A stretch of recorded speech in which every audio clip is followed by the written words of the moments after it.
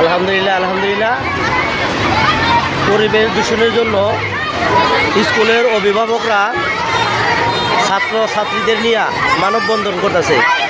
আমাদের প্রত্যেক মহল্লায় যেখানে যেখানে পরিবেশ দূষণ হচ্ছে আমরা প্রত্যেক মহল্লায় এইভাবে মানববন্ধন করে সরকারকে জানিয়ে দিব পরিবেশ দূষণ থেকে আমরা সকলে মুক্ত থাকি। সরকার তো আর সব কাজের মধ্যে আইসা বৈশা থাকে না, দেখে না। আমরা যদি রিপোর্ট করে সবাই মিলে এই রিপোর্টগুলো সরকারের কাছে দেই তাহলেই পরিবেশ দূষণ থেকে মুক্তি পাব। আমাদের নিমতলা সিরাজদিখার মুন্সিগঞ্জ যে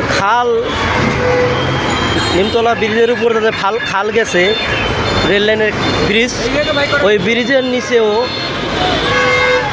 অনেক পরিবেশ দূষণ হইতেছে এবং রাস্তাঘাট খালের বাদ দিছিল, এই বাঁধটা এখনও খোলা হয়নি। সরকারকে দৃষ্টি আকর্ষণ করছি ওই বাঁধটারে তাড়াতাড়ি খুলে দেন, না হলে পানি যাইতে পারতেছে না, পরিবেশ দূষণ হয়।